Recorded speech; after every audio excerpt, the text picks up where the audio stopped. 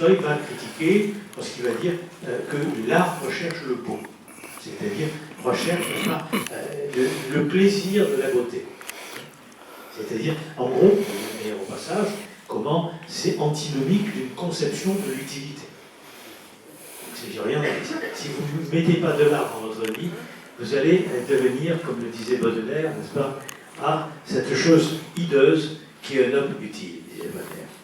Donc on voit bien là, entre ces deux extrémités, l'art se balade toujours, compose toujours avec ces deux pôles ou ces deux ingrédients, si vous voulez. La distraction, le divertissement, ça va jusqu'à aujourd'hui la société du spectacle. Donc on voit bien comment, en somme, nous sommes complètement déportés du côté de ce pôle que Benjamin appelle d'exposition. Et que donc ça participe d'une désacralisation de l'art, comme il y a déjà eu une désacralisation du monde et des relations sociales, qui s'appelle le désenchantement, qui s'appelle, si vous voulez, la marchandisation de l'humain. Donc je crois qu'il est extrêmement important de retrouver cette dimension sacrée de la culture et de l'art, c'est-à-dire qu'il nous faut l'arracher au rituel de la réduction du marché pour pouvoir remplacer l'art et la culture dans un milieu qui recueille une spiritualité avec laquelle, à mon avis, le politique a affaire. Et quand il n'a pas affaire à cette spiritualité, il n'est plus, en quelque sorte, qu'un marchand de parts d'opinion publique. Ça, c'est le premier point. Alors, ne croyez pas que je sois idéaliste, même si je suis tombé dans le matérialisme esthétique, comme Benjamin. Il faut qu'on fasse un petit effort, parce que bien évidemment, il faut que nous considérions que l'art comme la culture ne sont pas simplement des secteurs réservés, des secteurs localisés, des régions de notre existence. L'art et la culture, c'est notre vie. L'art et la culture, c'est qu'on fait un boulot où on s'accomplit dans l'œuvre que l'on fait. Ce que les évaluations, aujourd'hui, vous empêchent de faire. L'œuvre, c'est pas seulement les objets. L'art, c'est pas seulement. Je n'aurai pas le temps, il faut que je retrouve cette citation de Foucault, si je la retrouve dans un service, mais quand Foucault répond aux étudiants de Berkeley, il dit justement cette phrase, mais je ne vais pas la retrouver, il dit c'est quand même très curieux que.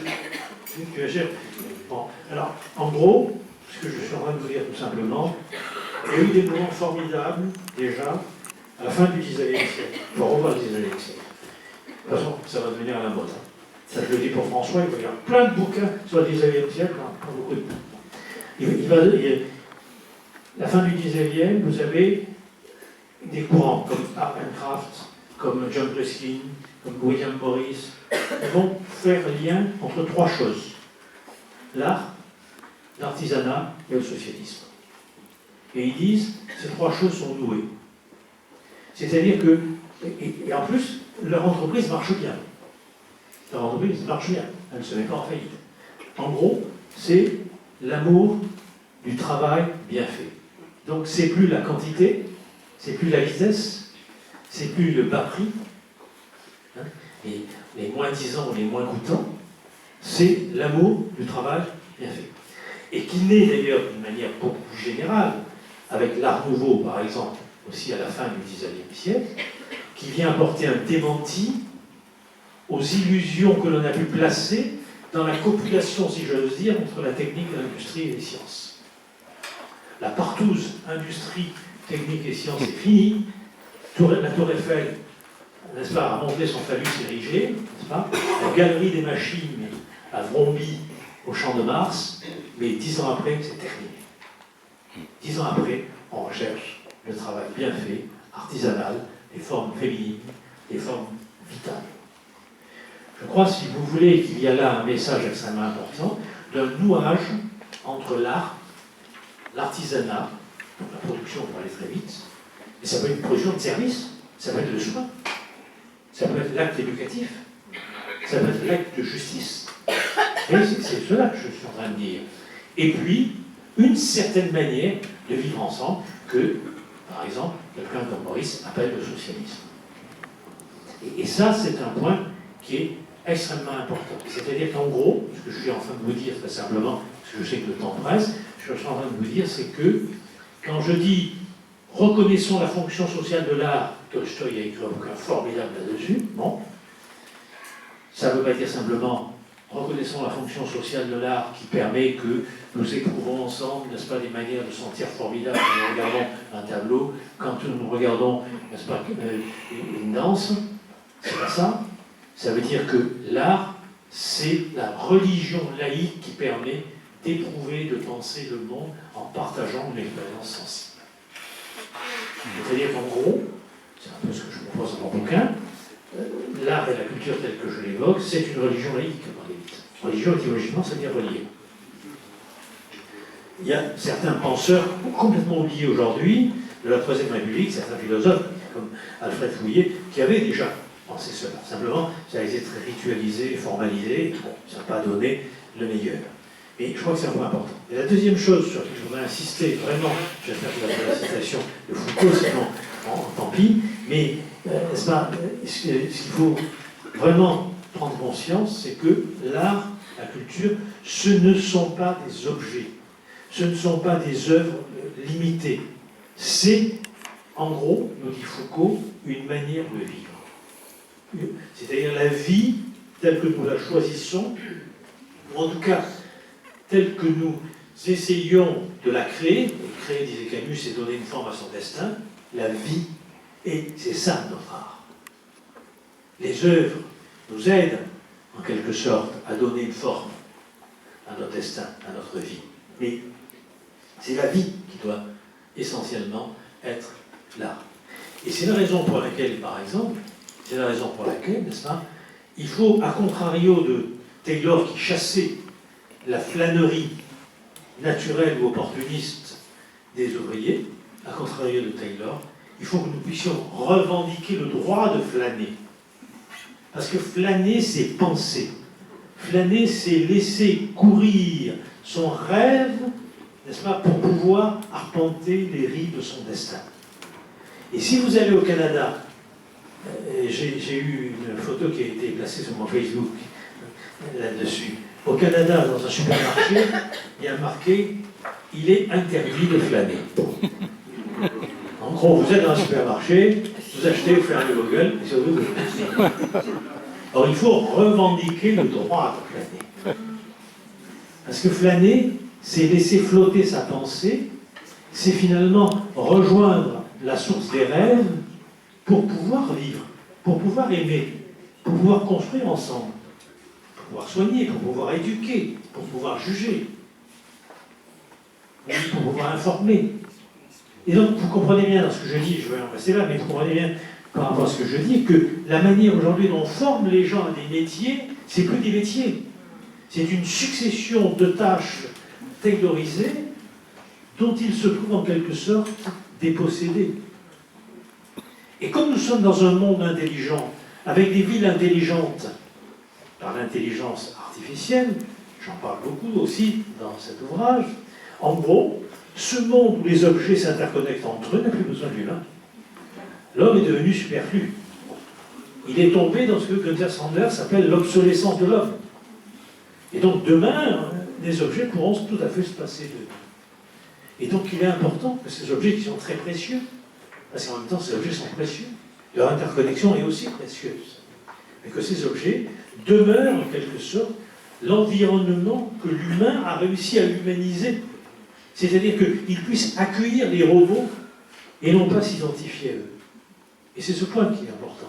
Nous devons accueillir les robots sociaux, les robots chirurgicaux, c'est très important, il ne faut pas les supprimer, il ne faut pas casser tout ça, c'est très important. Mais nous devons les accueillir dans notre monde que nous avons rêvé ensemble. Et à l'heure actuelle, c'est pas comme ça que ça fonctionne, parce qu'à l'heure actuelle, nous tentons de manière ultime à nous identifier à eux pour être efficaces. Or, l'efficacité est un langage de machine. Bien, alors, vous avez compris qu'il y a très très peu de citations dans ce livre-là. Je ne donnerai pas la parole à Roland pour qu'il vous la lise. Elle est page 217, elle est vraiment très belle. Mais je vais prendre plutôt ces quelques minutes qui me restent pour vous donner la parole pour voir s'il y a une ou l'autre question. J'ai droit de 2 minutes, 3 minutes. Je vois qu'on me fait des grands signes. Hein. Il est moins 10. On aura dégagé celle-là. Donc alors, la citation, vous la trouvez page 217. Et peut-être que si certains veulent profiter des minutes qui nous restent pour lui profiter de l'histoire Roland Gori, je crois que ça sera peut-être possible maintenant. Je vous ai compris qu'il y a beaucoup plus de choses qu'il n'a pu en lire, mais ça, je vous l'avais dit en introduction. Alors, est-ce que quelqu'un veut faire une intervention ?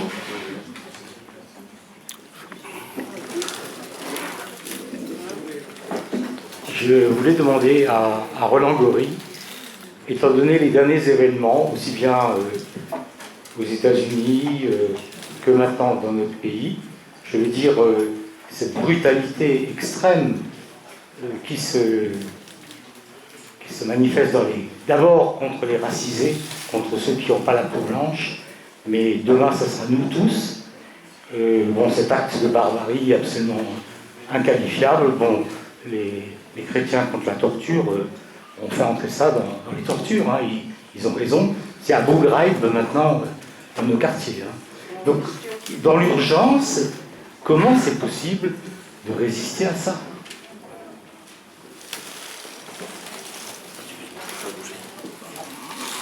Dans l'urgence, je ne sais pas, puisque j'ai essayé tout au long si vous voulez, de ce bref exposé, encore une fois, j'ai souligné qu'à mon avis, toutes les mesures que l'on doit prendre aujourd'hui sont des mesures palliatives, au sens qu'on parle de soins palliatifs, et ce n'est pas un traitement de la crise sociale, culturelle et politique.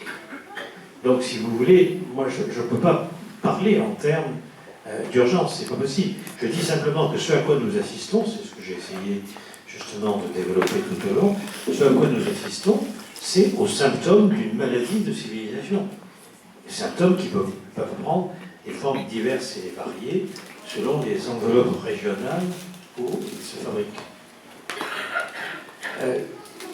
Si vous voulez, votre présence, la manière dont nous échangeons aussi ici, c'est pas la première fois, encore une fois, que Claude et Hébert font l'amitié de cette invitation, montre que, je dirais, les choses ne sont pas jouées une fois pour toutes. On a bien vu, à différents moments de notre histoire, que ce qui nous paraissait une fatalité, qu'elle soit biologique, économique, sociale, on arrivait quand même à déplacer suffisamment les choses pour pouvoir inventer du nouveau.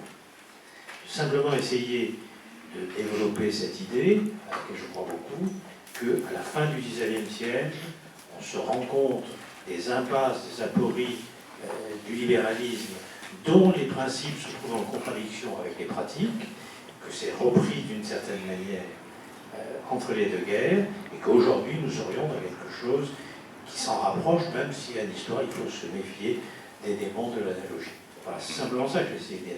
Donc peut-être, est-ce qu'on évitera, pour répondre aussi à votre question, on voit tout à fait, j'ai cité Camus, Jaurès, etc., mais quelqu'un qui a beaucoup d'importance pour moi, c'est Stefan Zweig. Stefan Zweig montre aussi, notamment dans son appel aux Européens sur les conférences absolument extraordinaires, il montre aussi les ultimes tentatives pour qu'une république des lettres, par exemple, empêche l'imminence des catastrophes guerrières. Sauf que la république des lettres, pour moi, c'est pas suffisamment populaire, je pense. Sauf si, alors, en prenant la fin de notre échange, sauf si ces lettres sont des lettres partagées.